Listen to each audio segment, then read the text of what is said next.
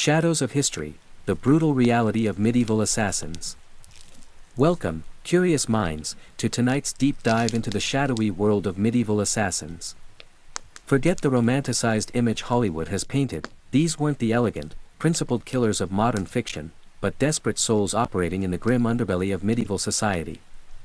Tonight, we'll peel back the veil on these historical figures who changed the course of kingdoms with nothing but a blade, some poison, and sheer desperation.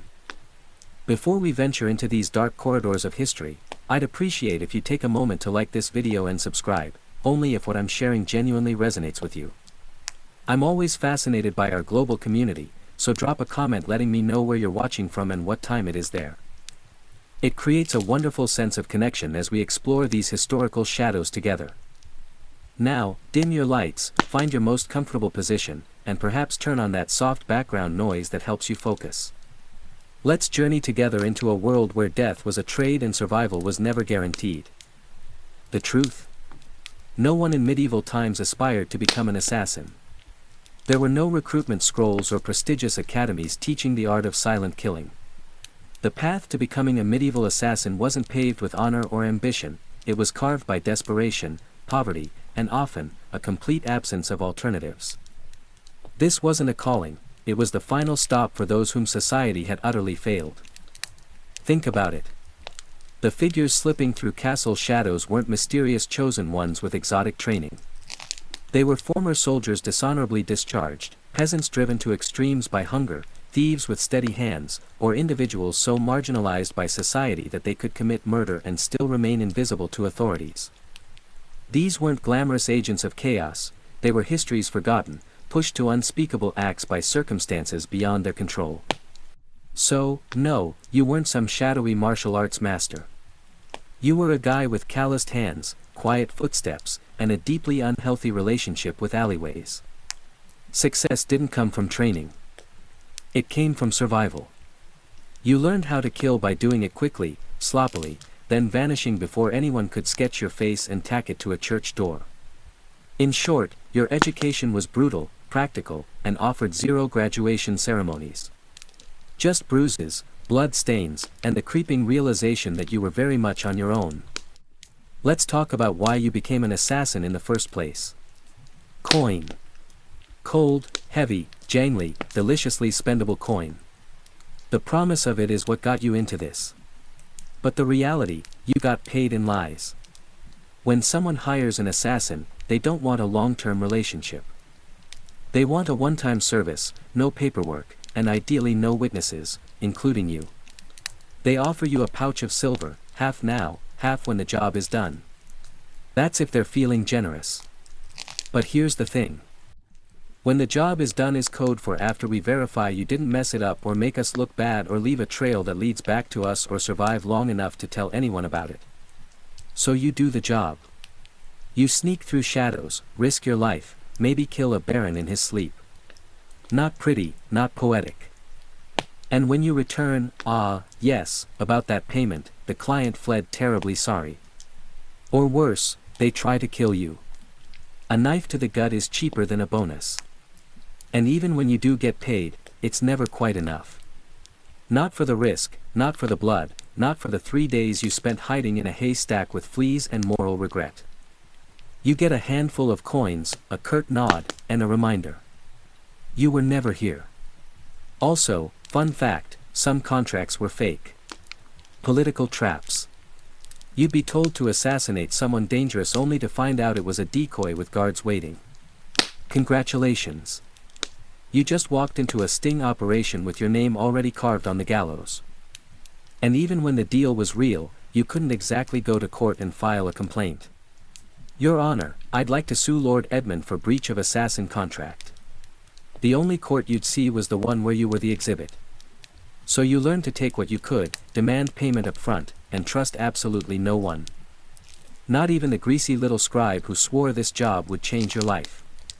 It did, mostly by shortening it. Being an assassin meant living on broken promises and vanishing before they broke you. So, you've taken the job. You've been lied to about the pay.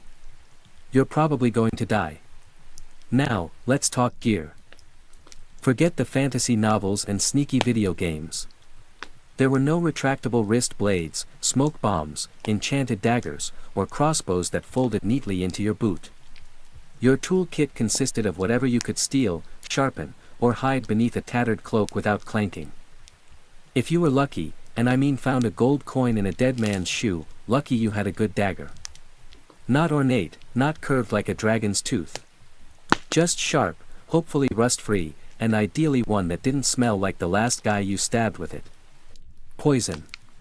It existed, sure, but it wasn't as glamorous as a slow drip into a wine goblet. Most medieval poisons were unpredictable, made from plants, minerals, or toad guts. Some worked instantly. Some took hours. Some made your victim vomit for 2 days and then recover. Angrier and now very suspicious of stew. Ropes occasionally useful.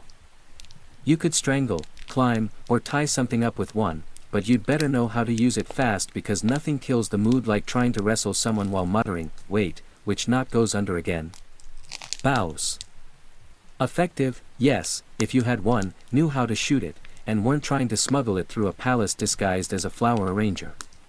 Most assassinations were up close and personal. No time for elegant marksmanship, just quick, quiet, and hopefully not messy enough to slip in. And you didn't get backups. If your blade bent, broke, or fell down a well. Time to improvise. Slate roof tile, maybe. Rusty nail. Worth a shot. Shoe buckle with intent. Desperate times. You carried your tools hidden in hems, boots, or inside hollowed-out bread if needed. And you kept them close, not for safety, but because in this line of work, your weapon was your best friend, your boss, and your only retirement plan. There were no upgrades, no tinkering with gear between missions. You didn't polish your kit. You prayed it didn't betray you mid-strike, because in the end, it wasn't the weapon that did the killing. It was you alone, poorly equipped, and expected to perform miracles with a spoon and a prayer. Assassins weren't hired to take out random drunks in back alleys. No one paid you to stab Jeff, the sleepy candle maker. Your targets were important. Nobles, bishops, military officers, sometimes even royalty. And those people, they were very hard to kill. First, there were the guards. Not one or two, dozens. Armed, armored, and well-fed. Some guarded the front, some the back. Some just stood there looking intimidating, daring you to blink wrong. You'd spend days memorizing patrol patterns, door creaks, and exactly how many stairs it took before the night with asthma needed a breather. Second, there were walls. Castles didn't have front porches. They had gateous, murder holes, and mows full of things that bite. If you didn't fall into the water, you still had to worry about arrow slits and boiling oil. Yes, boiling oil. Your job description included may get flamed for peeking. Third, there were the servants and staff, the cooks, scribes, and stable boys. One wrong look from you and they'd be whispering to the guard captain faster than you could say, "I'm just the herbalist." Assassins weren't just fighting swords. They were fighting gossip. And medieval gossip travels at light speed if it means someone gets to keep their head. And finally, your actual target, paranoid. Rightfully so. These people were surrounded by backstabbers, relatives with claims to their titles, and 36 people pretending to like them. They didn't eat without a tester. They didn't sleep without 3 locks on the door. Some even slept in decoy beds or rotated rooms like a deadly version of musical chairs. And don't get excited if you hear they're attending a feast. Yes, they'll be drunk, but so will you. And you'll still have to get past the royal guards, 3 dogs, a very alert jester, and 50 witnesses holding tankers. Even getting close to your target could take weeks. Posing as a servant, bribing a chambermaid, hiding in barrels. And when the moment finally came, you had one shot. One precise, perfect, non-squeaky, non-bloody ghost vanish in the night moment. Or you'd become the next public deterrent swinging from the castle gate with a sign that read, "Nice try." Let's be honest. When you picture a medieval assassin, you probably imagine sleek black robes, leather braces, maybe a mysterious hood billowing in the moonlight. Reality, you looked like a sick goat herder with something to hide. Disguises in the Middle Ages weren't exactly high fashion. You didn't have custom-tailored cloaks or retractable armor. You had whatever you could scavenge. Peasant rags, a monk's robe 2 sizes too big, or the remains of a guard uniform that definitely still smelled like its previous owner. The goal was to blend in. But blending in meant looking like everyone else who hadn't bathed in 2 weeks, limped from old injuries, and had a nervous twitch from malnutrition. You didn't look suspicious because of your cloak. You looked suspicious because you kept adjusting your belt to hide a dagger wrapped in cheesecloth. And forget masks. There were no Guy Fawkes options. Most face coverings just made you look like a leper, which was great for avoiding conversation, but terrible for entering parties. If anyone asked who you were, you had to think fast. I'm Brother Tobias. I take care of silent prayer and rooftop maintenance. Even assuming you made it past the guards, noble households weren't full of idiots. Servants noticed unfamiliar faces, especially ones that fumbled chamber pots and couldn't name the cook's cat. You were always one. I've never seen you before, away from being clubbed with a candlestick. And if your disguise did work, congratulations. You now had to stay in character for hours while pretending not to notice all the very stab-worthy people wandering by. Also, wigs, they didn't exist. If you needed to look older or younger, you were stuck smearing dirt on your face, squinting, and hoping no one got close enough to notice that your beard was glued on with honey. The truth was, your disguise didn't protect you. It gave you maybe 5 minutes of confusion. After that, you had to be gone, invisible, or very, very convincing. And if anyone saw through it, well, let's just say no one wants to be the assassin caught in the bishop's laundry room wearing a nun's habit and holding a sword, especially not on a feast day. In medieval times, if you were an assassin, you didn't have a team. You didn't have a sidekick with a crossbow, a clever alchemist in a secret lair, or a handler who gave you coded scrolls and warm encouragement. You had you, a rusty dagger and crippling trust issues. There were no guilds, at least not ones you could actually count on.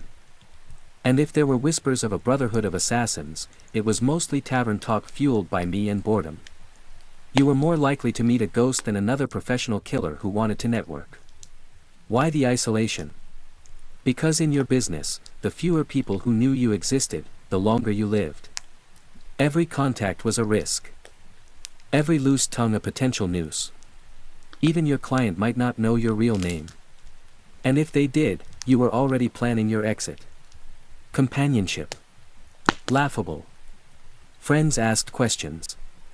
Lovers noticed bruises, blood stains, and why you always slept with a blade under the pillow.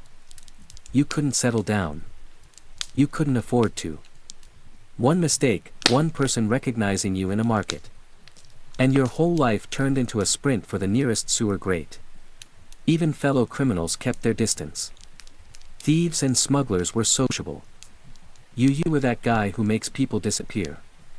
They feared you, or worse, saw you as a walking liability. No one wanted to share stew with someone whose occupation could attract a mob with torches. And don't expect sympathy. You couldn't tell anyone how hard it was to sleep after silently strangling a corrupt bishop. If you talked about your job, people assumed you were either lying or dangerous, and they weren't wrong. So, you kept your secrets, your scars, and your weapons to yourself. At inns, you sat in the darkest corner, back to the wall, eyes always scanning the door. You never drank too much. You never stayed more than a night. You didn't say your name unless someone paid you first. And even then, it probably wasn't your real one. Being a medieval assassin meant perfecting the art of vanishing. Not just in a crowd, but from every life you never got to have. Let's say you took the job. You planned your route. You bribed the right doorman. You disguised yourself as a very convincing chimney sweep. And then you froze. Maybe the target turned around unexpectedly. Maybe they were with their child. Maybe you got the shakes at the worst possible moment and your knife hand trembled like a terrified squirrel. Guess what? You're now dead. Because failure for a medieval assassin wasn't a slap on the wrist or a bad performance review. It was a public, painful, and wildly theatrical death, often involving ropes, fire, wheels, or sharp iron devices with names like the Bone Cracker's Delight. Missing the kill meant blowing the whole operation. Your target lived and immediately told everyone that someone tried to murder them. Suddenly, you weren't a shadow. You were a wanted man with a detailed description and probably a crude sketch tacked to every tavern wall within 30 m. And those guards you once snuck past, now they're motivated. Sometimes it wasn't even your target you had to worry about. It was your client. If you failed, you were no longer an asset. You were a liability. Someone who could be tortured, interrogated, or worse. Talk. The very people who paid you would be the first to put out a second contract on you. And there were no second chances. No. Sorry. The blade slipped. I'll try again tomorrow. You had one shot, one moment in time. And if you blew it, the best you could hope for was to die quickly before anyone found out who hired you. Failure also meant shame. The silent, humiliating kind. You didn't just fail to kill. You failed to be invisible. To be perfect. And for assassins, perfection was survival. Anything less might as well paint a target on your back and start practicing your final word speech. It didn't matter how many jobs you'd done before. No one cared that you succeeded 12 times. Because in this profession, you're only as good as your last kill. And if your last kill didn't happen, you'd better start running. So, you did it. The plan worked. The dagger struck true. No screams, no guards, just a clean drop to the floor and a very important person who now wasn't. Congratulations. Now run for your life. Because being a successful assassin in medieval times didn't mean sipping wine on a rooftop while the city burns behind you. It meant fleeing through back alleys with someone's blood on your boots and a dog already sniffing your trail. There was no victory lap, no post-job drink with colleagues, no casual debrief with your client. You didn't even get a moment to admire your work. The moment your blade struck, your new job became escaping everyone who now wants to murder you in increasingly creative ways. Guards coming, doors locked, horses tied up on the other side of town. You probably bleeding. You had to plan your exit before the kill. Routes, disguises, fallback safenesses. Maybe a boatman who owed you a favor or at least didn't ask questions because the city would go on lockdown within minutes. No one wanted a scandal. And lockdown meant closed gates, armed checkpoints, and a dozen angry men with swords who all just received your rough sketch and a phrase maybe armed and extremely stabby. And let's talk about the client. Assuming they actually planned to pay you, they weren't going to meet you at a cozy tavern with a smile and a thank you card. They'd probably vanish, too. Because an assassin who just completed a job is the most dangerous person alive. You knew too much. You'd proven you could get into places others couldn't. So, even when you succeeded, you walked away with coin in one hand and a giant target on your back. And what did you win? A week of sleeping in hofts, bribing ferry captains, shaving your beard in the dark, and pretending your name was Brother Lucian as you tried to blend in with monks heading east. Because success didn't mean survival. It meant starting the whole game over in a new city under a new name with even more people looking for you this time. So yes, you made the kill. Now run like hell. If being a medieval assassin wasn't already miserable enough, poor, hunted, and sleeping in places that smelled like goat, you also had to deal with the wonderfully creative paranoia of the people around you. Because in the Middle Ages, assassins weren't just feared, they were considered cursed. To the average peasant, you weren't just a killer in a hood. You were some unholy creature who whispered to demons and smeared frog guts on your blade under a full moon. Why else would you be able to sneak past guards and vanish in the dark? Logic wasn't exactly popular back then. But superstition, oh, that was everywhere. Some believed assassins could shapeshift. Others claimed you were invisible unless bathed in holy water. One popular tale suggested assassins made pacts with forest spirits and could breathe death through walls. Imagine walking through a village and hearing a woman mutter, "Don't make eye contact. He might hex the baby." Even your tools were suspect. Carrying a dagger. Clearly, it was forged in a cursed forge. Using poison, that wasn't chemistry. That was witchcraft. And you probably stirred it with a severed toe under a blood moon. You'd think this fear might help you. After all, people avoided you, right? But the reality was worse. Superstitious mobs don't hesitate. They don't ask questions. They throw stones, set fires, and shout things like, "Burn him before he calls lightning." Your reputation made people overreact. The second someone died unexpectedly, illness, accident, choking on a chicken bone, someone would whisper, maybe it was a shadow man. Maybe it was him. You could be hunted just for existing in the same village as a suspicious death. That meant you had to keep moving. Always. Stay too long and suddenly a priest is ringing a bell while 5 angry farmers hold pitchforks like they've been waiting for this moment their entire lives. And heaven help you if you were caught with anything remotely weird. Dried herbs, strange coins, or even a foreign accent. That's all it took for someone to shout sorcerer and light a torch. In a world that believed monsters wore human faces, being too quiet, too clever, or too fast made you a threat. And in medieval logic, threats had to die quickly and preferably on fire. Ah, poison. The assassin's weapon of elegance. A quiet kill, no mess, no screaming, no steel on bone, just a sip, a stagger, a sigh, and done. That's the theory. In practice, poisoning someone in the Middle Ages was like trying to win a bar fight with herbal tea and a bad attitude. First off, poisons weren't reliable. You didn't have access to purified cyanide or a neat little pill labeled fast-acting doom. You had plants, mushrooms, minerals, maybe the occasional toad. You had to gather, grind, and pray. And even then, it might just give the target a stomach ache and a renewed commitment to his anti-acid guard team. There was no scientific measurement. You didn't dose precisely. You eyeballed it.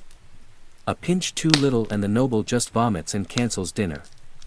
A pinch too much and you die from exposure before the first course is served. Also, medieval kitchens were chaotic. You couldn't just waltz in and season the soup with nightshade.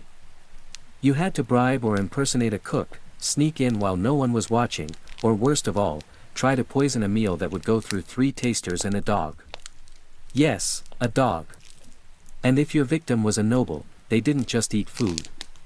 They treated it like a military operation. Meals were tasted, blessed, and sniffed by everyone from the steward to the jester. By the time the food hit their plate, it had passed through more security than a royal wedding. Even assuming you did it, you slipped in the poison. It wasn't detected and the target actually ate it. The next part was wildly unpredictable. Some poisons took hours, some took days. 1 minute your mark is laughing at a joke. The next he's clutching his stomach and demanding to see his astrologer. And if they survived, guess who they'd blame? Not the cook. Not the taster.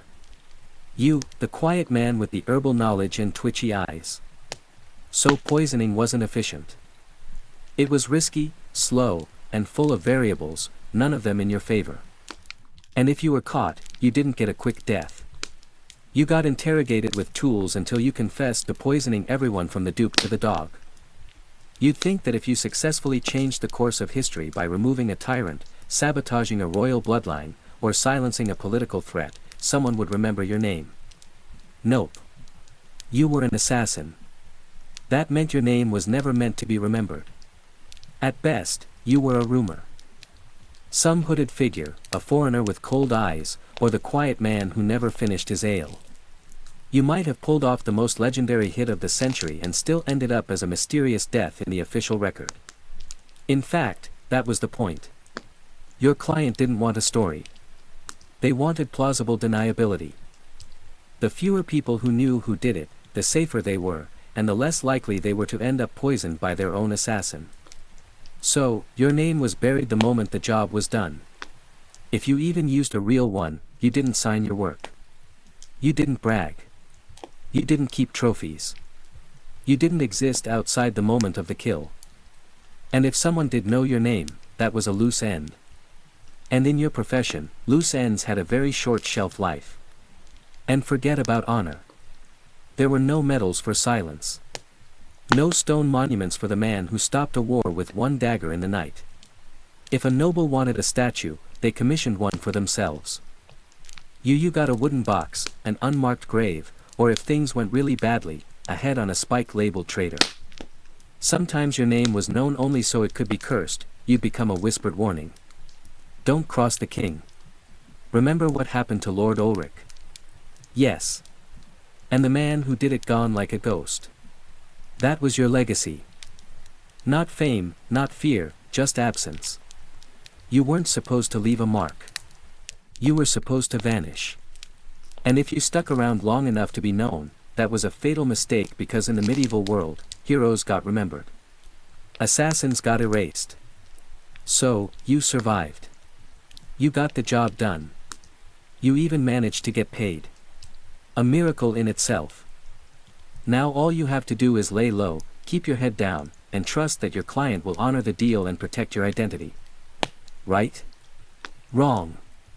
Because in the world of medieval assassination, there was one rule even more sacred than don't get caught. Never trust anyone, especially the person paying you. Your client, be they a noble, a merchant, or a bishop with ambition and very loose morals, didn't hire you out of respect. They hired you because they needed something awful done, and you were the sharpest tool in the shadows. Once the job was complete, you became a liability. You knew too much. You knew who wanted who dead, when, why, and possibly how much they were willing to pay for it. That made you dangerous, not just to their enemies, but to them. So, what did they do? They ghosted you. They denied they ever met you. Or worse, they sent someone else after you to clean up to tie off the contract with something sharper than ink. There were even cases where clients double-booked, hiring one assassin to do the job and another to kill the first one immediately after. No refunds, just reduced risk. And if you dared try to blackmail a client, threaten to expose them, that was bold. And also your final mistake. Because powerful people in the Middle Ages didn't negotiate with assassins. They crushed them. If your client had a shred of honor, a rare species indeed, you might get paid and left alone. But even then, you'd still have to assume they were watching you from a distance with someone already sharpening steel and memorizing your walk. You were the secret that couldn't talk, the shadow that couldn't stay. Even success wasn't enough to earn trust. Because in their eyes, if you killed once, you could kill again. And no one, not even the person who hired you, wanted to be next. Let's say somehow you beat the odds. You survived the kills, the lies, the poisonings, the betrayals. You outlived your enemies, your employers, and probably your own sense of morality. Now what? You retire. Absolutely not. Because in medieval times, assassins didn't get retirement plans.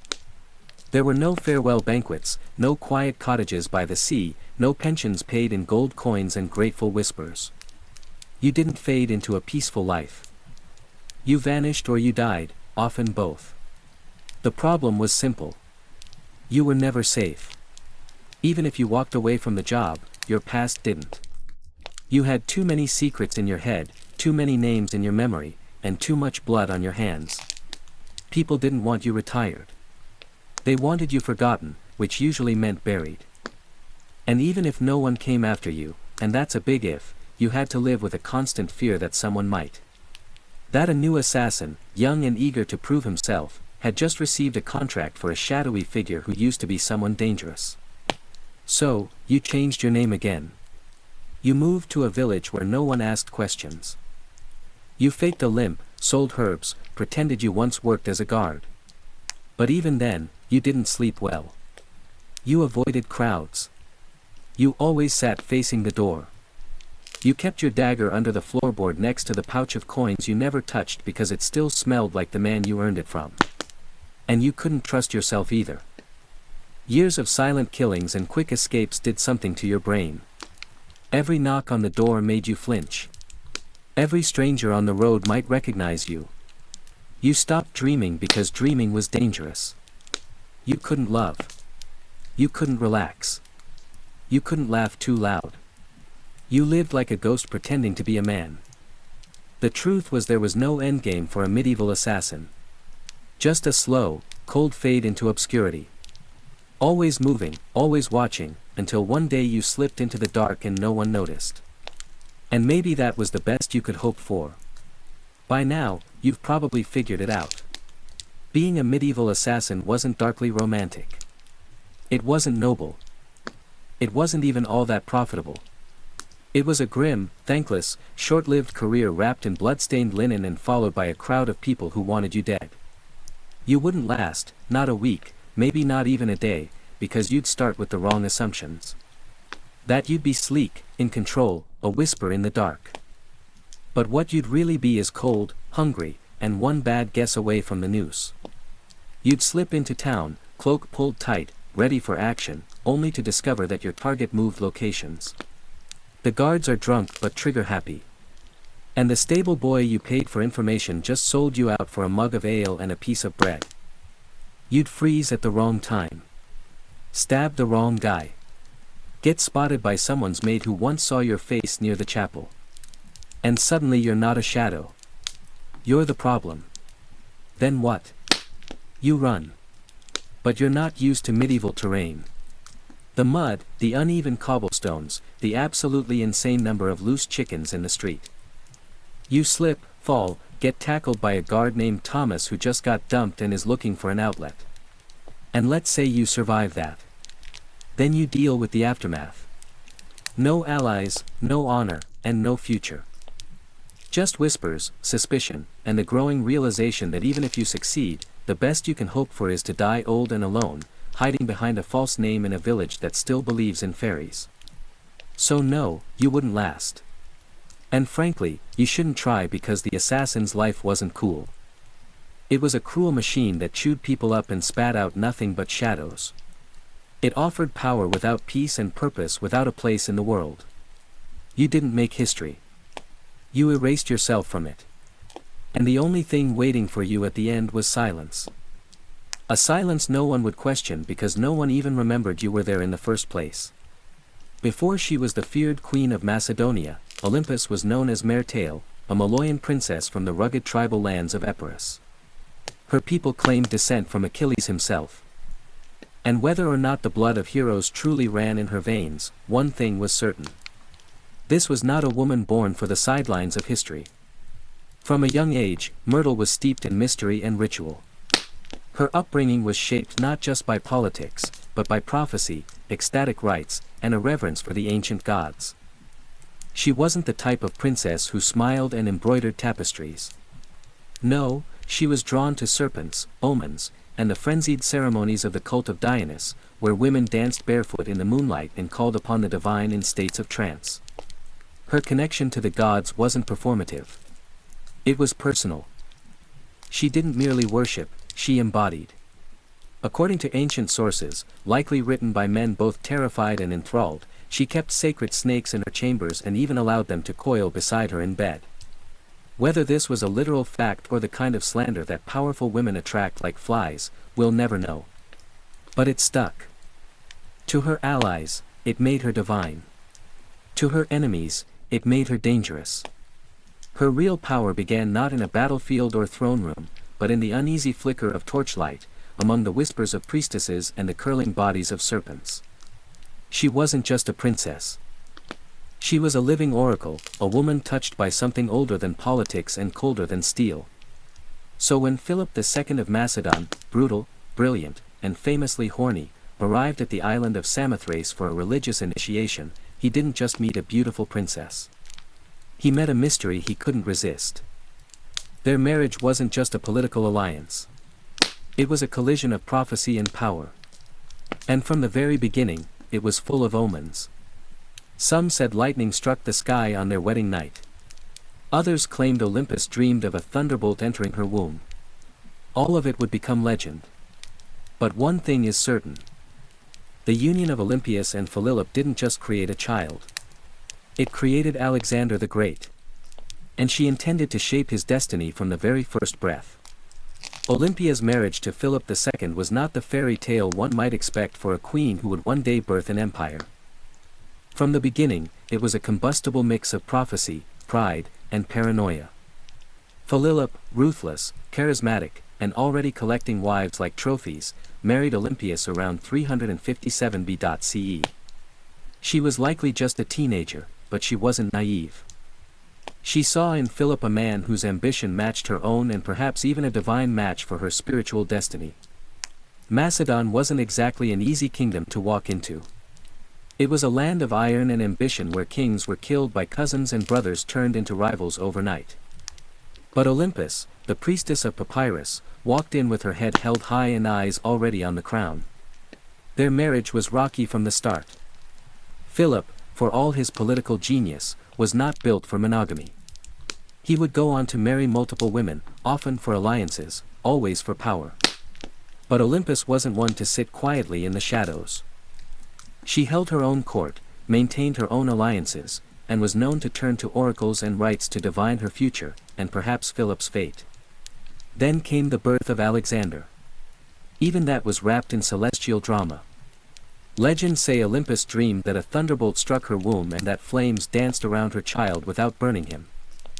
Philip reportedly had a vision of sealing his wife's womb with a lion. Yes, a literal lion. Whether they believed these visions or invented them, they certainly acted as if Alexander was destined to rule not just a kingdom but the world. But even as the child was celebrated, cracks in the royal marriage deepened. Olympus resented Philip's other wives, especially his Macedonian bride, Cleopatra Eurydice, whom he married later in life. This was more than a domestic issue. It was a threat. Cleopatra was Macedonian-born, and any son she bore would be purer in the eyes of the local nobility. A direct threat to Alexander's future. Olympia saw it clearly. The palace wasn't just a home. It was a battlefield. And she would use every snake, dream, ritual, and whisper she had to make sure her son wasn't just remembered, but crowned. She was no longer Myrtle. She was Olympus now, and no one would take her son's throne without facing her wrath. By the time Alexander was a teenager, the Macedonian palace in Pella had become a war zone of veiled insults, political maneuvering, and bitter rivalries. Olympus wasn't just fighting for influence. She was fighting for survival. She knew that the court was filled with snakes. But she was the one who taught them how to bite. Philip II had begun to distance himself from her. He was campaigning more, drinking more, and perhaps worst of all, listening more to his Macedonian advisors. The final blow came when he married a young noble woman named Cleopatra Eurydice, not to be confused with the Cleopatra of Egypt. This Cleopatra was Macedonian-born and her uncle Attalus was one of Philip's top generals. To Olympus, it wasn't just betrayal. It was a declaration of war. The marriage ceremony was a disaster. At the feast, Attalus drunkenly mocked Olympus and Alexander, calling into question the legitimacy of Alexander's birth. Was he really Philip's son, or was he the child of a god, as Olympus liked to claim? It was meant as an insult, but Olympia seized the myth. Let them whisper. Let them believe her son was touched by Zeus. It made him untouchable. Alexander stormed out of the feast. Olympia left Macedon entirely, retreating to Apris. But her exile was not defeat. It was strategy. In her homeland, she was still royalty. She could gather support, whisper in ears, and watch as Philip's palace began to rot from within. She didn't need to be physically present to be dangerous. Then came the shock wave. Philip was assassinated at his daughter's wedding just as he was about to invade Persia. Just as he was on the verge of crowning himself not just king of Macedon but potential emperor of the known world. The question that echoed through every marble corridor and torch-lit hall was the same. Who did it? Was it Pausanias, the jilted bodyguard who carried out the act? Was it the result of court intrigue? Was it Alexander himself? Or whisper it softly, was it Olympus? No one could prove it. No one dared, but many believed it. After all, within days, Cleopatra Eurydice and her newborn child were dead. Murdered, some say, by Olympus herself. The serpent had returned to the palace, and now nothing stood between her son and the throne. With Philip dead and Macedon in mourning or confusion, Olympias made her move. While others scrambled to understand the chaos, she acted swiftly, brutally, decisively. First, Cleopatra Eurydice, the young Macedonian queen and rival wife, was eliminated. According to chilling accounts, Olympus didn't just have her killed. She made her death symbolic, public, humiliating. Some say Cleopatra was forced to hang herself after watching her infant daughter be murdered. Others claim Olympus had the child thrown onto a funeral pyre. What's agreed upon is this: no mercy was shown. Olympia understood what many mothers in ancient courts refused to accept. In a royal palace, mercy is a liability. A rival child, no matter how small, is a future war. And Olympus was done playing defense. With Cleopatra and her bloodline erased, she could turn her attention to securing Alexander's throne. Her teenage son, bold, brilliant, already trained by Aristotle, was declared king without serious opposition. But don't be fooled. It wasn't just his charisma or his father's legacy that made it possible. It was Olympus. She knew which generals to threaten, which nobles to flatter, and which enemies to quietly remove. She wasn't just protecting her son's rise, she was engineering it. Alexander himself didn't always approve. He reportedly disapproved of the violence against Cleopatra's family. But he also didn't stop it because deep down he knew what Olympus had always known. Power demands blood. And in Macedon, bloodlines were both a blessing and a curse. With her son now king, Olympias began to recede slightly from public life. But this was no retirement. She simply shifted from open strikes to whispered influence. As Alexander prepared to launch his conquest of Persia, she remained behind, not as a passive queen mother, but as the spiritual guardian of his destiny. She sent him sacred relics, consulted oracles, and performed rituals on his behalf. To Olympus. Her son's mission wasn't just military. It was divine. Alexander wasn't going to war. He was fulfilling prophecy. And as long as she drew breath, no rival, Macedonian, Persian, or otherwise, would derail that divine plan. She had crowned her son. She had cleansed the palace. Now she would guard his empire. From behind the curtain with teeth bared. As Alexander marched east to conquer the known world, Olympus remained behind in Macedon. A queen without a throne but not without power. Her official title was Queen Mother. But make no mistake, she ruled in all but name. Though regency was technically handed to Antipater, one of Alexander's trusted generals, Olympus refused to be sidelined. She wrote letters to her son constantly advising, warning, sometimes chastising him. These weren't the sweet letters of a doting mother. They were political briefings laced with oracles and venom. And Alexander, thousands of miles away, read every word. She reminded him who his true enemies were. She questioned the loyalty of his companions. She criticized his fascination with Persian customs, his choice of wives, and his flirtation with calling himself a god. No one else dared say these things to him. But Olympus was never afraid to speak as a mother or a priestess of divine will. Back in Macedon, Antipater grew increasingly resentful. Olympia undermined him at every turn. She used her status, her religious authority, and her family ties to stir opposition against him. She had influence in Epirus, in Thessaly, and among the aristocracy. She could spread rumors like wildfire, and with Olympus, a whisper could be deadlier than a sword. Meanwhile, her letters to Alexander became more urgent. She warned him of Antipater's ambition, painting him as a second Philip, ready to betray and usurp. Whether she truly believed it or simply feared losing her grip, she kept pressing her son to act. Alexander, however, hesitated. He needed Antipater to keep order in Greece while he fought in Asia. And so the rift between mother and general widened. Olympia watched. She waited. But beneath her religious robes and maternal concern, she was growing impatient. She hadn't endured years of palace warfare to be ruled over by an old soldier. As Alexander's empire stretched from the Ion to India, Olympia saw cracks forming. He was taking on too much, trusting too many foreign advisors and drifting away from the mother and the gods that made him. She believed his victories came from divine favor and from her. And if he forgot that, well, Olympus knew how to remind kings who they really were, even if that king was her own son. When news of Alexander's death in Babylon reached Macedon in 323 BCE, it didn't arrive like a trumpet. It arrived like a dagger. For Olympus, it wasn't just the loss of a son. It was the collapse of a world she had spent decades building.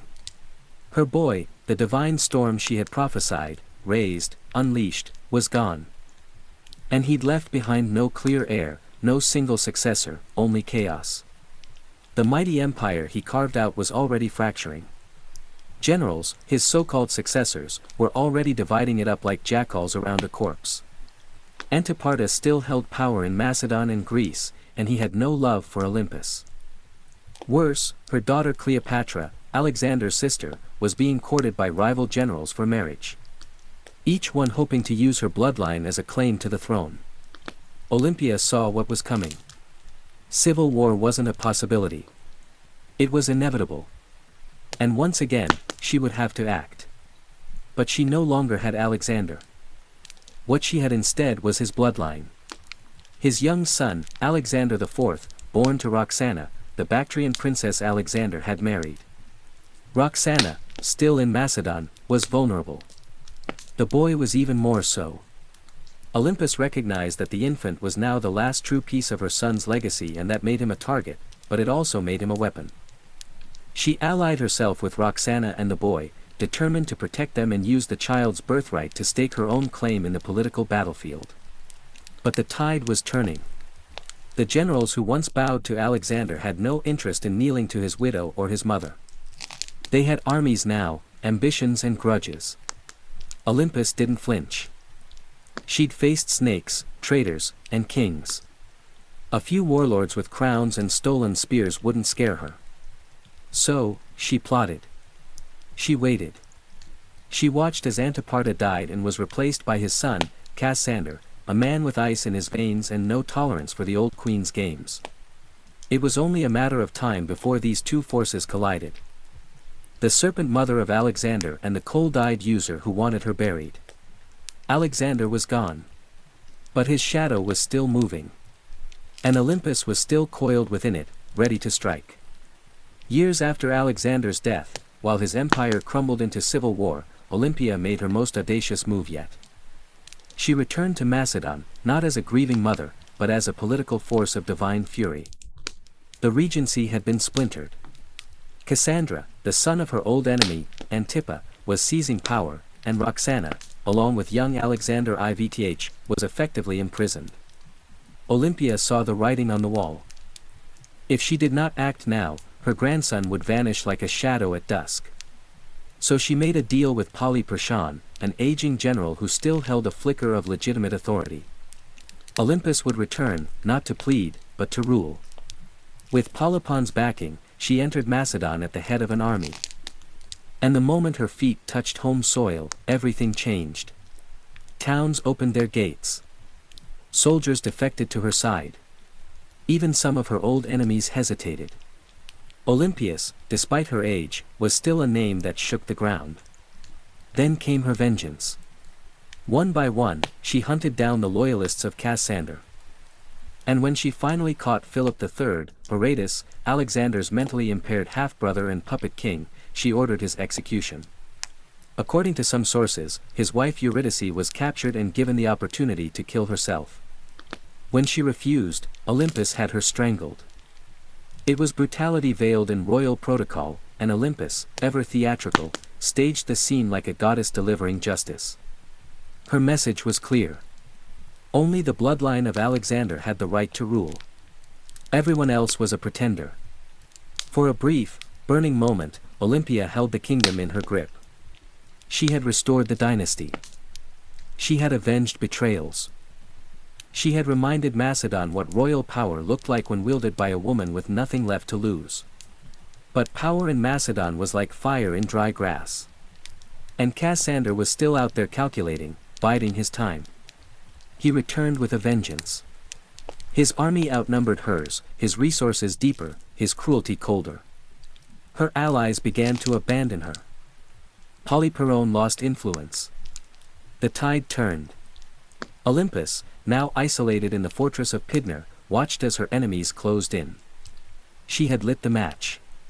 Mas Dan had burned, and now the smoke was thick, and her enemies were at the gates.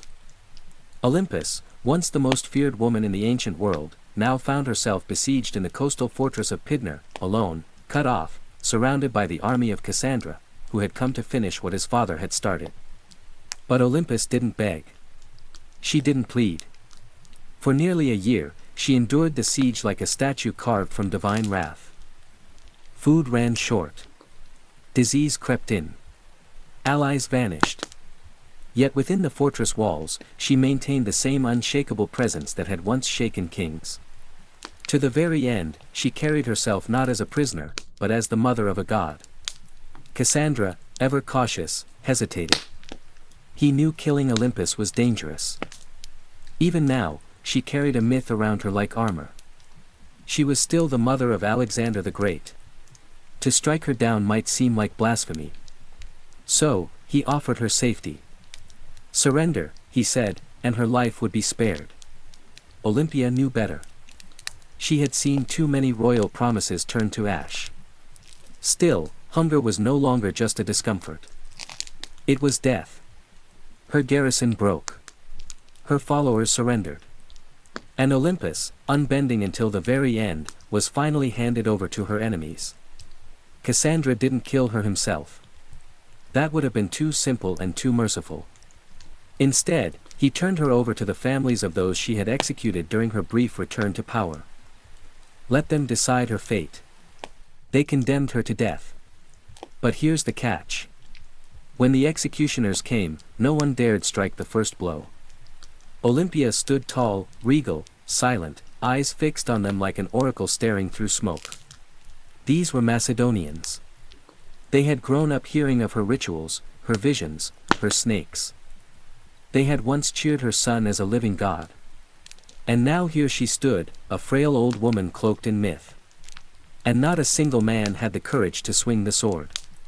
So Cassandra sent others, foreigners, outsiders, people who had no memory of her power, only orders to follow. And thus, Olympus was finally struck down. Not with ceremony, not with dignity, but with silence. Her death marked the end of Alexander's bloodline in any meaningful power. And with it, the final ember of an empire founded on divine ambition was snuffed out. But even in death, Olympus left behind a shadow. And history would never forget the Serpent Queen. Olympus died not on a throne, but in the dust, unarmed, abandoned, and executed by the very people she once ruled. But history is strange. It does not always favor the ones who die in silk sheets. Sometimes it remembers those who went down hissing. And Olympus was never meant for quiet history. In life, she had wielded motherhood like a sword and prophecy like a shield. She wasn't just the mother of Alexander the Great. She was one of the architects of his rise. Without her, there is no myth of the divine child. No rituals whispering of thunderbolts and lions. No ruthless purging of rivals that cleared the path for a teenage king to rule the known world. Olympus didn't just give birth to an empire. She defended it with claws. Yet, even among the ancient world's most ruthless dynasts, Olympia stands apart. She didn't command armies in the field like Cleopatra or ride into battle like Boudica. Her battlefield was subtler and colder. It was a world of poison goblets, political marriages, priestesses, and oracles. She understood the power of fear, and even more importantly, she understood the power of belief. She made people believe her son was divine, and she may have believed it herself. Her enemies branded her a murderer, a witch, a manipulator, and they weren't wrong. Olympia was all those things and more. She was the product of a brutal world that respected cunning far more than kindness. And she learned early that mercy was a luxury queens couldn't afford. In the centuries that followed, she was both vilified and mythologized. Some called her a villain, others a visionary.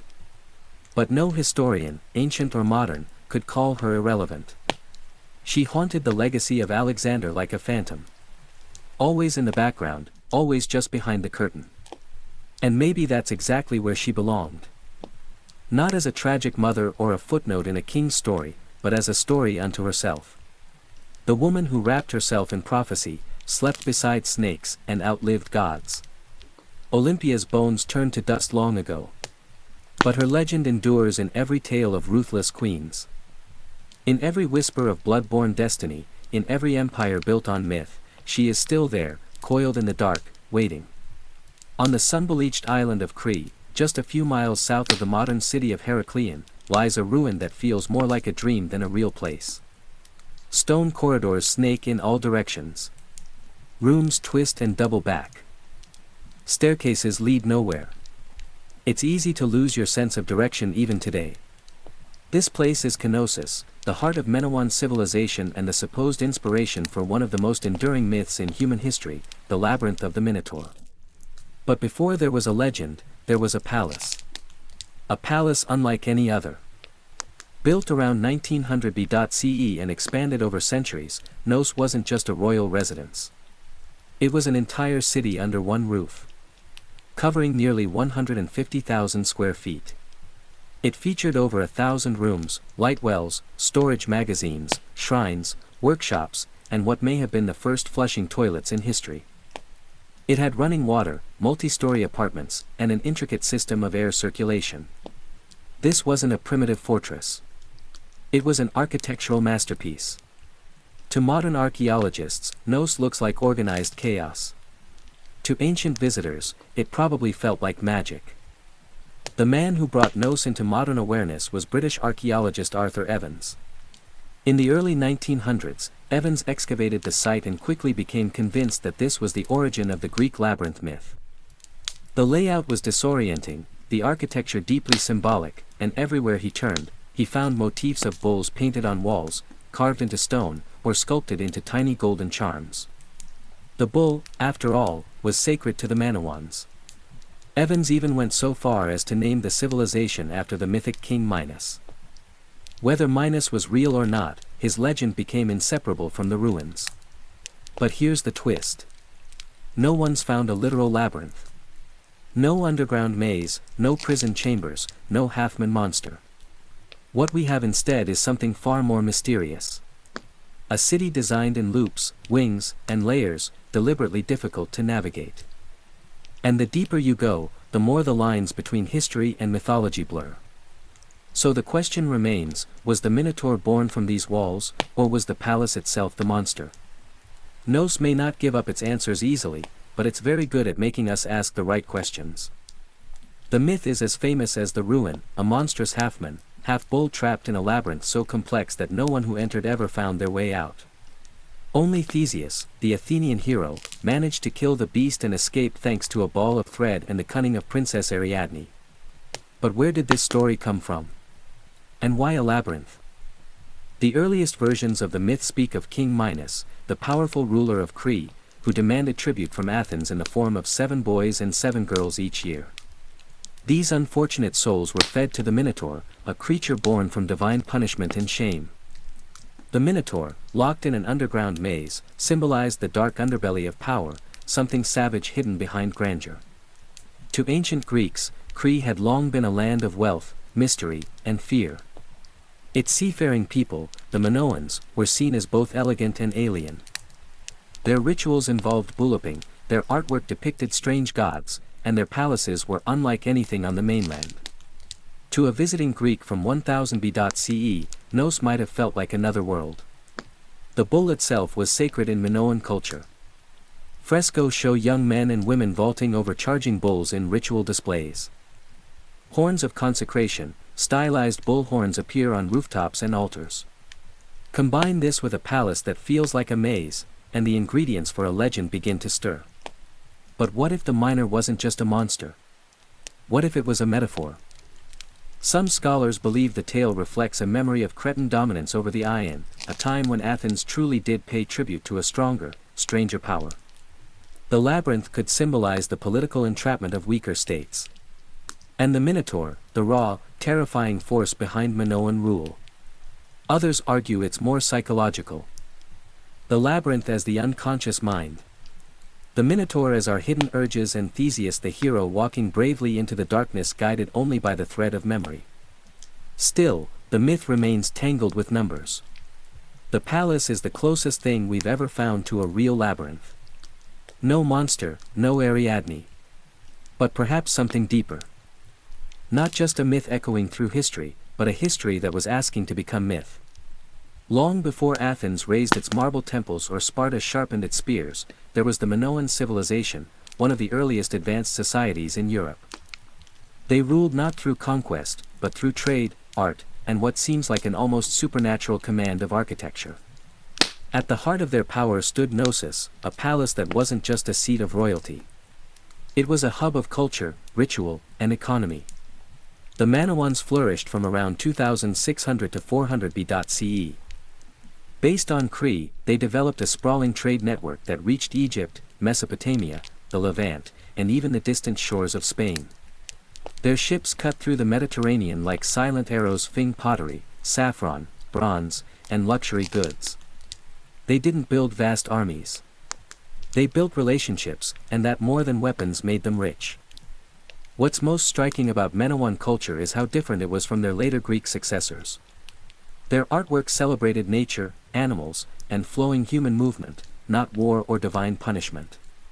Frescoes showed dancers, dolphins, and athletes vaulting over bulls. Even their goddesses are different. Powerful bare-breasted figures often holding snakes, symbols of fertility, transformation, or protection.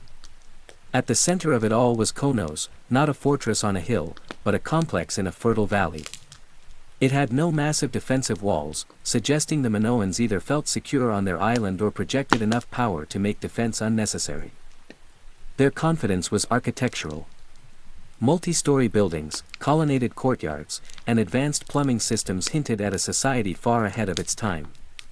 And yet, for all their sophistication, the Minoans left behind no deciphered written records.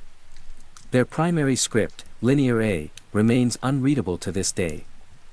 We don't know what they called themselves.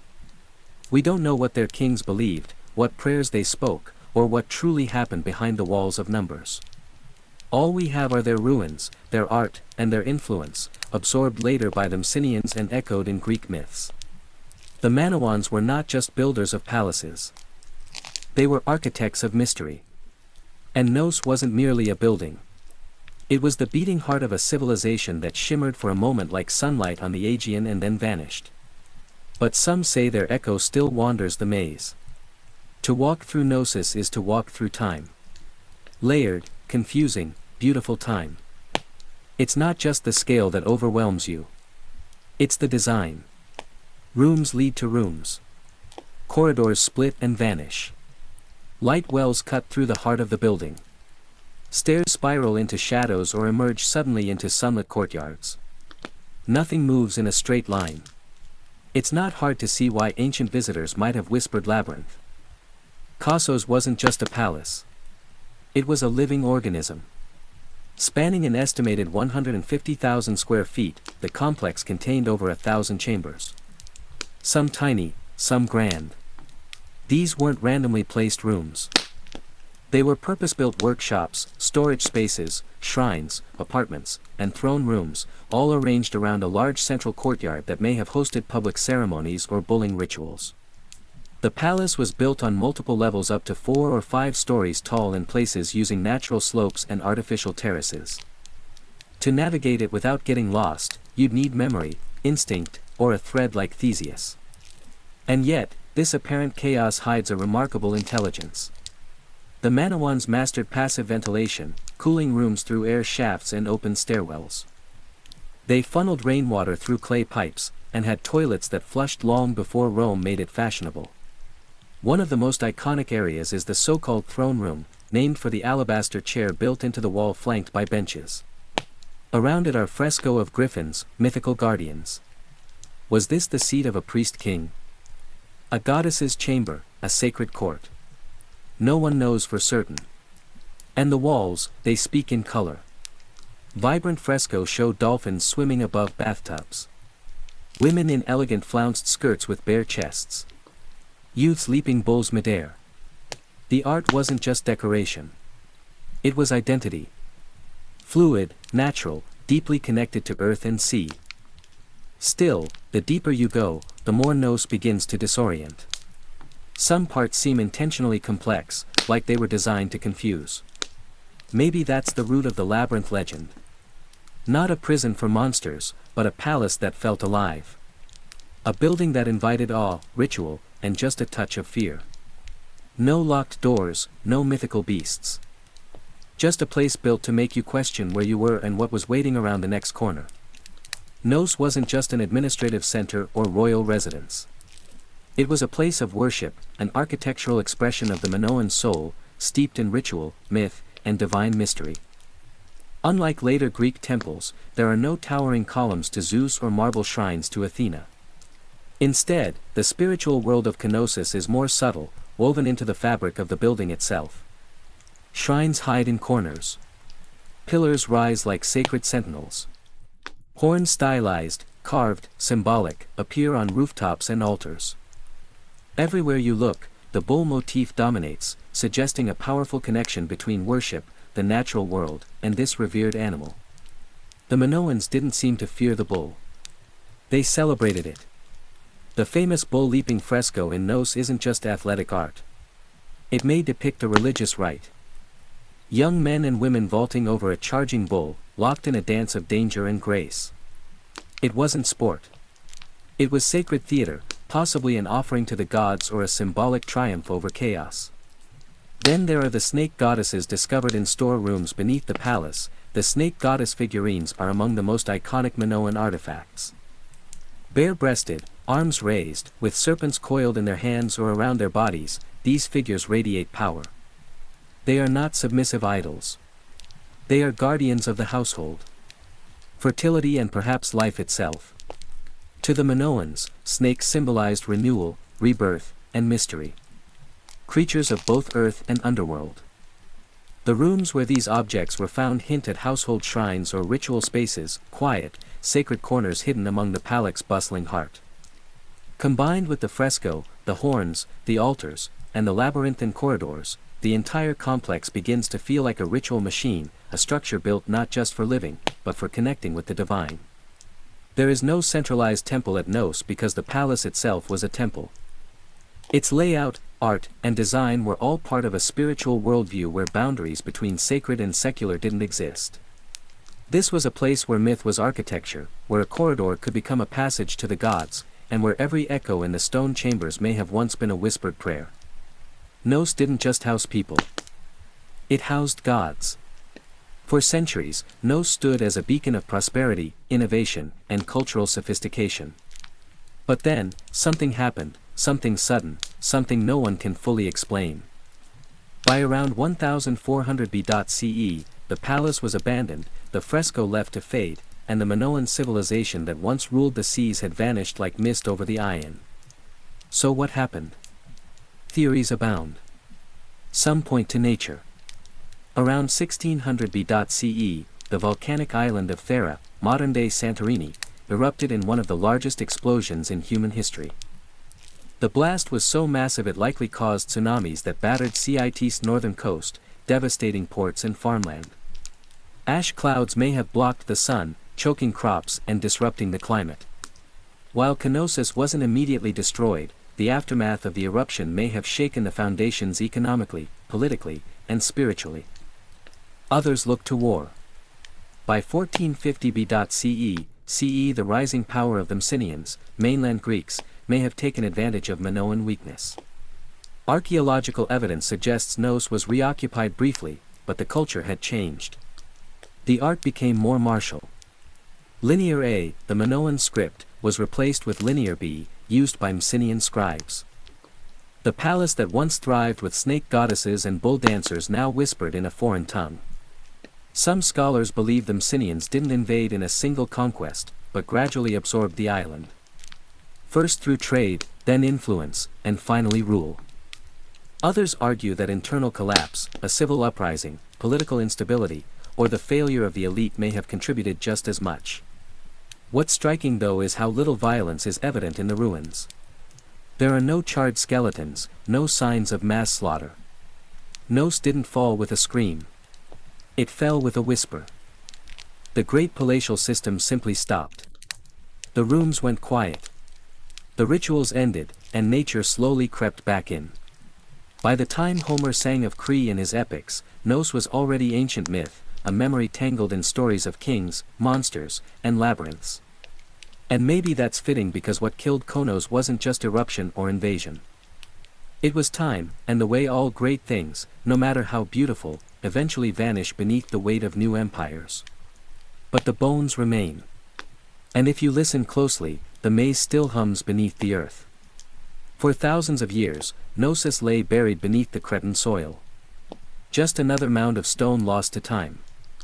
Its name forgotten, its myths distorted, its walls swallowed by olive groves and dust. That is until one man decided to chase a legend. His name was Sir Arthur Evans. And he didn't just rediscover Knossos, he reimagined it. In 1900, Evans, a British archaeologist with a flair for drama and a deep love for Homeric myth, purchased the land that covered the ancient ruins. Local farmers had been finding strange seals and artifacts, clues that something enormous lay beneath their feet. Evans dug in. What he found would change the history of the Ion forever. He uncovered a palace so vast, so complex, and so advanced that he was convinced this was the mythical home of King Minos. The fresco, the horns, the sheer architectural strangeness of the site. It all pointed in his mind to one thing, the labyrinth. Evans wasn't just an archaeologist. He was a storyteller and sometimes a controversial one. He named the people who built Konos the Manawans after Minos. He interpreted symbols, reconstructed fresco, and restored parts of the palace using reinforced concrete, a move that has drawn both praise and criticism. Some call it visionary, others call it vandalism. Because what you see today at Knossos is partly ancient ruin and partly Edgewardian imagination. Still, Evans did what no one else had dared. He brought Knossos back to life. He gave Europe a glimpse into a Bronze Age world far older than classical Greece, a civilization of art, mystery, and maritime elegance. He also unearthed the still undeciphered linear script, opening new questions about language, literacy, and the limits of our historical understanding. But Evans did more than excavate stone. He resurrected a myth and forced historians to reckon with the fact that behind the legend of the labyrinth was something real, something complex, something very human, a palace that felt like a maze, a civilization that slipped into shadow, and a man who peeled back the earth. Only to discover a story far stranger and more beautiful than he had imagined. Knossos had slept for 3,000 years. Evans rang the bell that woke it up. Walk through Knossos and you're not just walking through architecture. You're walking through a language of symbols. Fresco, carvings, patterns, they're everywhere. But the Manawans didn't leave us a Rosetta Stone. Their primary script, Linear A, remains undeciphered. So instead of reading their thoughts, we must see them painted across plaster, carved into walls, and hidden in patterns. What exactly were they trying to say? The art of Knossos is unlike anything in the ancient world. There's no obsession with warfare, no rows of kings or battle-hardened heroes. Instead, we find nature, leaping dolphins, blooming leaves, birds in flight, and sacred bulls. The humans are alive, elegant, and often dancing or performing rituals. Even in scenes that suggest danger, there's rhythm and beauty. The Minoans weren't chronicling conquests. They were celebrating life cycles and possibly cosmic order. The most iconic symbol, though, is the double axe or labrys. Found throughout Knossos in shrines, on fresco, even etched into stones. The double axe is believed to be a religious symbol, possibly tied to female divinity or celestial cycles. Some suggest the very word labyrinth might derive from labis, making the labyrinth not a maze at all, but a house of the double axe, a sacred space, not a trap. Then there are the horns of consecration, stylized bull horns placed at top walls and altars. These may have been religious markers separating sacred space from the mundane. Combined with frequent depictions of bulls and bulloping rituals, it's clear the animal had deep spiritual significance. Whether it represented nature, fertility, chaos, or a divine presence, no one agrees. But the bull is everywhere. Even the layout of Konos may have symbolic meaning. Some archaeologists believe it was built not just for function, but to mirror celestial or seasonal patterns. Its winding corridors and nested rooms could represent a journey through life, through death, through the underworld, a spiritual maze, not a physical prison. But without a deciphered script, every theory walks a thin line between insight and imagination. The Minoans spoke in symbols, not stories. And so we're left to interpret. What is Nos saying? We hear the rhythms. We see the images, but the meaning that remains just out of reach, like a thread unraveling into myth. Nos is a ruin, yes, but it doesn't feel dead. Walk its corridors today and you'll sense something humming just beneath the surface. Not ghosts, not gods, but echoes of myths, of lives, of questions that refuse to go away. Thousands of years after its fall, Nos still holds us in its maze. Tourists wander its halls, archaeologists dig for answers, and writers spin new tales inspired by its shadow. The Minotaur may be myth, but the feeling of the labyrinth is real. We don't know who ruled Numbers. We don't know the names of its kings, queens, or priests. We don't know the prayers they whispered, or the laws they lived by. But we know they loved beauty. We know they worshipped nature. We know they understood balance between architecture and art, between ritual and reality. And we know they were the first. Before the Parthenon, before Rome, before the Hebrew temples or the Persian palaces, there was Gnosis. A palace that was also a city. A city that was also a temple. A temple that may have also been a story. Because perhaps that's what the labyrinth really is. Not a prison, not a puzzle, but a narrative carved in stone, a myth in architectural form. The legend of the Minotaur didn't arise from nothing. It came from this place, from the confusion of its corridors, the reverence of its bull rituals, and the awe it inspired in generations who tried to make sense of it. The Greeks turned it into a story. We turned it into archaeology. But at its core, Nos has always been both. Today, we can walk its ruins in broad daylight.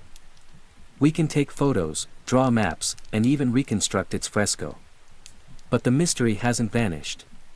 The line between fact and legend still shimmers like heat over stone. Maybe that's why Gnosis endures, because it doesn't give us all the answers. It reminds us that sometimes history isn't meant to be solved. It's meant to be felt. And Nos, ancient, tangled, half-remembered, isn't just a place on a map. It's a question. One that leads us deeper with every step. And like Theseus, we're all still following the thread. Ancient engineers knew exactly what they were doing. The earliest rams were handheld. Teams of soldiers simply lifted a tree trunk and smashed it against enemy defenses like frenzied lumberjacks. But over time, the battering ram evolved. Engineers realized that mounting the ram inside a wheeled frame, often with a roof to protect the crew from arrows and boiling oil, turned it from a tool into a weapon of terror. The Assyrians, masters of siege warfare, turned rams into psychological weapons. Their siege towers combined rams with archer platforms, meaning a city's gates were being destroyed while defenders were under constant fire. Relief carvings from Nineveh show rams with pointed iron tips rolling up to the gates of rebellious cities like slow-moving gods of destruction. And it wasn't just the front door they were smashing. Rams were often used to breach weak points in walls, batter down watchtowers, or collapse gateaus entirely. Their presence meant one thing: surrender or watch your defenses crumble like stale bread. The Greeks refined them. The Romans perfected them.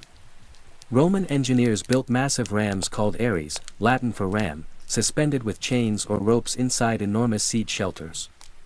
Some were so big they needed dozens of men to operate. And the rhythm of their swinging beam was said to sound like thunder rolling across stone.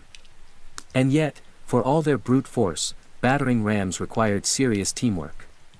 Operators had to keep the ram swinging in sync while also defending it from burning missiles, stones, and all manner of foul substances hurled from above. A stalled ram was a dead ram. Still, when a battering ram got going, really going, it was unstoppable. Wooden muscle versus human masonry. It was ancient physics, weaponized, and it was only the beginning of how engineers would make walls weep. If the battering ram was the brute, the catapult was the tactician. Where rams smashed close up, catapults attacked from a distance, launching not just stones, but psychological dread. They were the first real artillery pieces in military history. And they revolutionized siege warfare by weaponizing physics in ways that felt almost magical to the enemy. The earliest catapults emerged from the Greek world around the 4th century BCE, a product of brilliant minds who wanted to add range and momentum to warfare. Dionysius I of Syracuse, a tyrant with a taste for cutting-edge violence, commissioned the first torsion-powered catapults, devices that used twisted bundles of sinew or hair as tension springs. These weren't slingshots for giants. They were precise instruments of siege terror. The genius lay in their mechanics.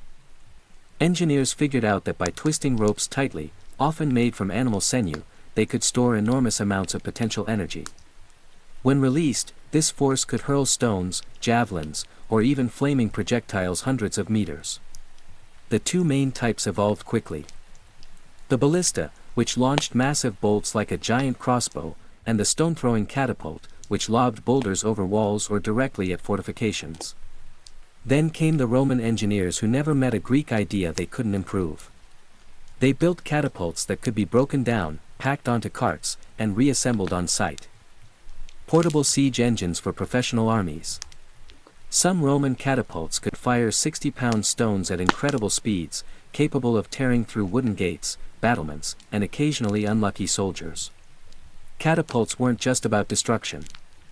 They were about spectacle. Ancient generals used them to send messages, sometimes literally. Corpses were launched over walls to spread disease and fear. Severed heads were lobbed into besieged cities to shatter morale. In one chilling case, diseased bodies were fired into enemy territory as an early form of biological warfare. But catapults had their flaws. They were heavy, required skilled crews, and could be rendered useless by bad terrain. Still, when set up properly, they could batter a city into submission from a safe distance. And for the first time in history, cities realized their thick stone walls didn't just need to withstand a ram. They had to survive the skies. Because now destruction came flying. If the catapult was clever, the trebuchet was majestic. Towering, creaking, and terrifying.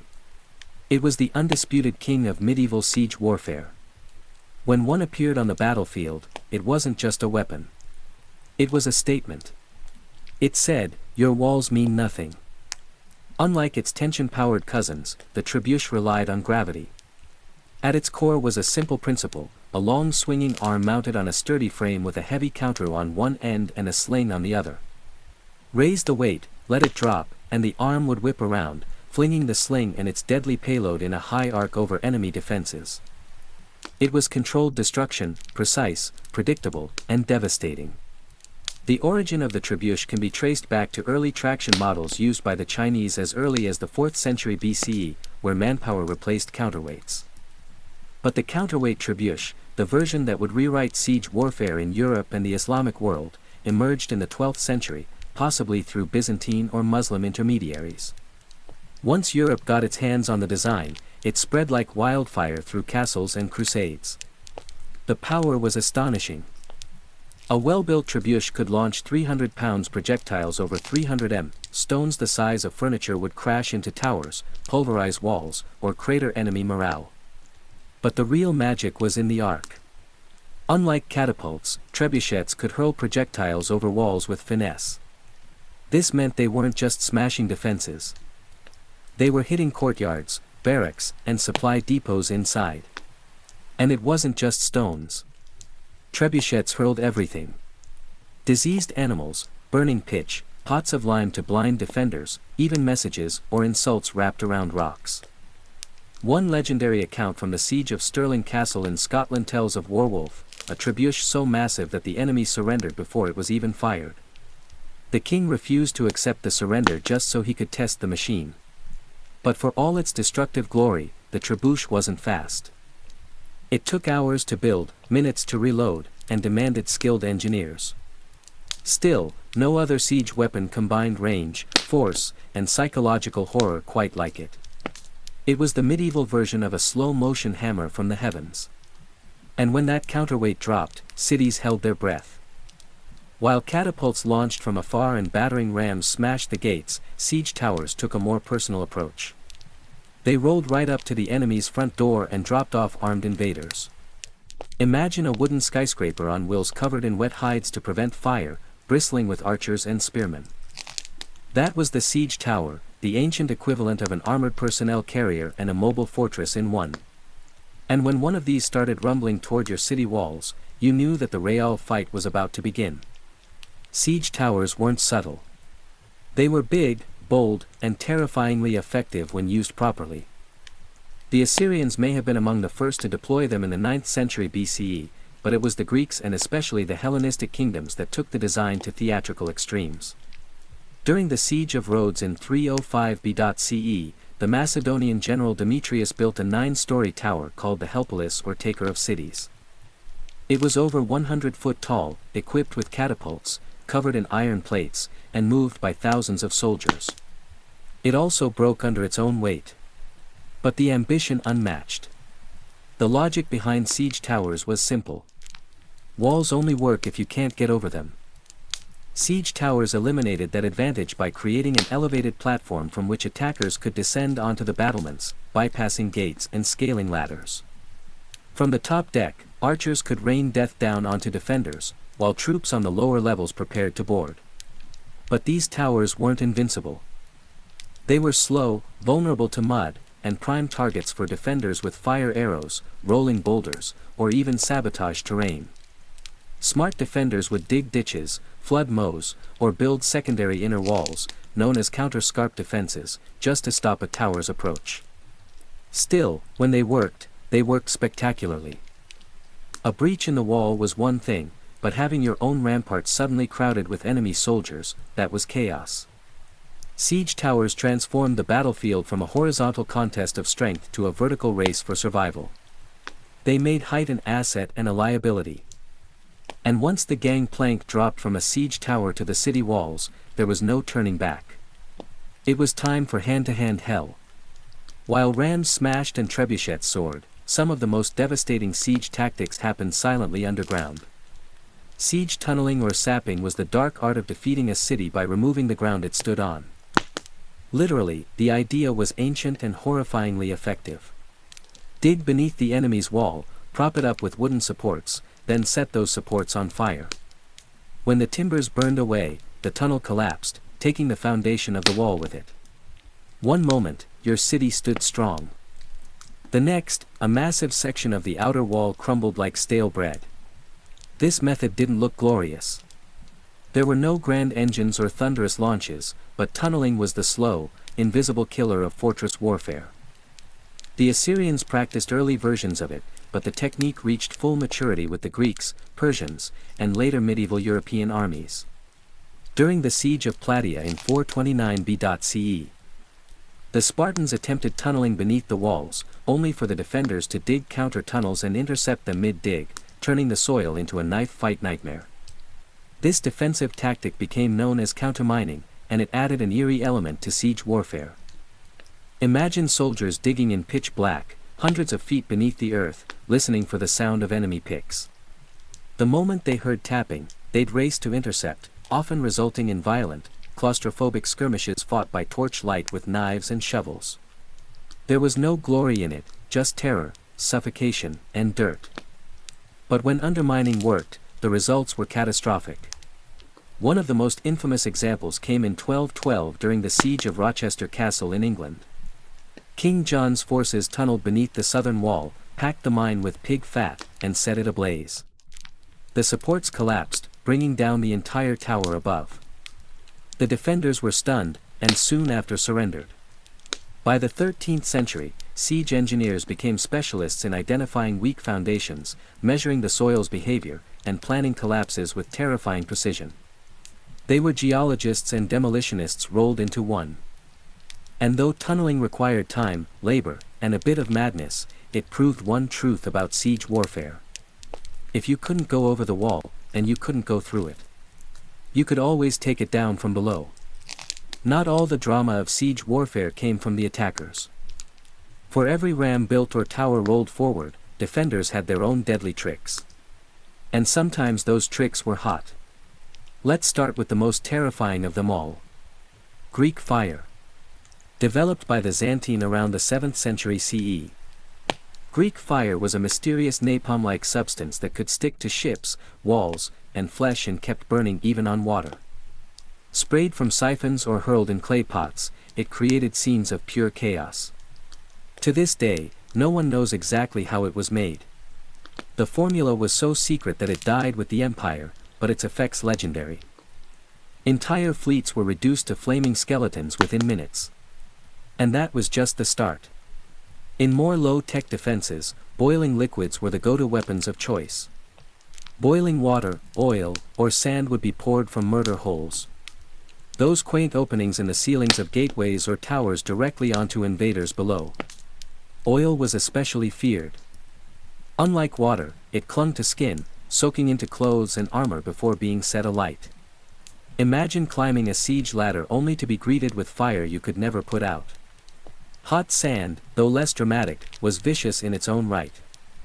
It would slip into the gaps of armor, especially around the neck or wrists, causing second and third degree burns as it cooked the flesh beneath. It didn't look impressive from a distance, but it turned bold warriors into screaming wrecks in seconds. Defenders also relied on the good old laws of physics. Gravity became a weapon. Giant stones, logs, or even dead animals were dropped from parapets onto siege engines or dense formations of troops. The goal wasn't just to kill. It was to break the machines and morale at once. And then there were traps. Hidden pits, collapsing bridges, spiked barricades. Castles became puzzles of pain designed to slow, confuse, and punish. All of this served one purpose: delay. Every minute a wall held was a minute closer to enemy supply lines running thin, to disease spreading in camps, or to reinforcements arriving. Siege warfare was a game of attrition. And while the attackers had physics on their side, the defenders had creativity and a whole lot of boiling rage. In siege warfare, raw destruction was only half the goal. The other half was psychological domination, breaking the will of the defenders before the walls even came down. Siege weapons weren't just tools of war. They were massive, creaking, flaming symbols of doom. Every groaning wheel of a siege tower, every arcing boulder flung by a trebuchet was designed to plant one seed in the minds of those behind the walls. You are not safe. Ancient commanders knew this. The Assyrians paraded their siege engines openly, dragging them across deserts with grand fanfare. The Romans built their siege camps right in view of the enemy, letting defenders watch as battering rams were assembled and catapults tested. Siege was theater, and fear was part of the script. Sometimes the payloads themselves carried a message. Severed heads of messengers or generals would be launched over the walls, often still wearing their armor. At the siege of Constantinople, defenders were bombarded not only with rocks, but with bodies. Diseased corpses launched to spread panic and plague. During the Mongol siege of Kafir in 1346, it's believed that hurling plague-infected corpses over the walls helped trigger outbreaks of the Black Death in Europe. The trebuchet wasn't just a weapon. It was an announcement. When one of these giants was rolled into place, everyone inside the fortress could hear it before they saw it. The creaking of winches, the grinding of ropes, the heavy thunk of the counterweight, like the heartbeat of an incoming storm. But the most dangerous part, the unknown. You never knew what was coming next. Would it be a rock, a barrel of fire, a rain of arrows, or just silence? Ominous, heavy silence as engineers adjusted their aim. Even the sounds became psychological weapons. The rhythmic thump of a battering ram or the sudden silence before a shot would drive defenders mad with anticipation. For commanders, the goal was to create despair, to convince the enemy that resistance was pointless, that their gods had abandoned them, that their walls were nothing but temporary obstacles in the path of fate. And when that mental dam finally cracked, the gates often opened without a fight. Because in siege warfare, sometimes the mind collapsed before the masonry. As gunpowder thundered onto the battlefield in the late medieval era, the age of traditional siege engines came to a slow, splintering end. But their legacy didn't vanish. It evolved. The invention of cannons changed everything. A single well-placed shot from a cannon could do in seconds what a trebuchet took hours to achieve. Stone walls, once considered impenetrable, became liabilities. By the 15th century, the great castles of Europe were crumbling, not from undermining or fire, but from iron balls crashing through their parapets. Siege warfare had entered its next phase, explosive, brutal, and deafening. And yet, the principles laid down by ancient siege engineers never disappeared. Modern artillery still owes a debt to the catapult and trebuchet. Every ballistic missile and long-range howitzer is just a high-tech descendant of the same question. How do you break what's meant to be unbreakable from a distance? Physics, trajectory, tension, and force, all discovered, tested, and perfected centuries before gunpowder ever entered the story. Even military psychology today, shock and awe, overwhelming firepower, visible dominance, has its roots in ancient siege tactics. Those towering siege engines rolling forward with flags snapping in the wind were the original shock and awe. They weren't just about breaching a wall. They were about breaking the spirit of a city. You can still see their legacy etched into the ruins of ancient cities. At Masada, where Roman siege ramps still scar the desert. At Constantinople, where layers of walls stood for 1,000 years against every machine imaginable. Until cannon fire finally brought them down at castles across Europe, where round towers and angled bastions tell the story of a world constantly redesigning itself to survive the next siege. And today, even in a world of drones and satellite-guided missiles, siege warfare hasn't vanished. It's just gone digital. Cities are still surrounded. Defenders are still isolated. Walls are now firewalls, blockades, or even media blackouts. But the soul of the siege remains the same. Someone wants in. Someone wants to keep them out. And both are willing to wait, build, and break to win. The battering rams are gone. The trebuchets are museum pieces. But the spirit of siege warfare, it's as alive and as destructive as ever.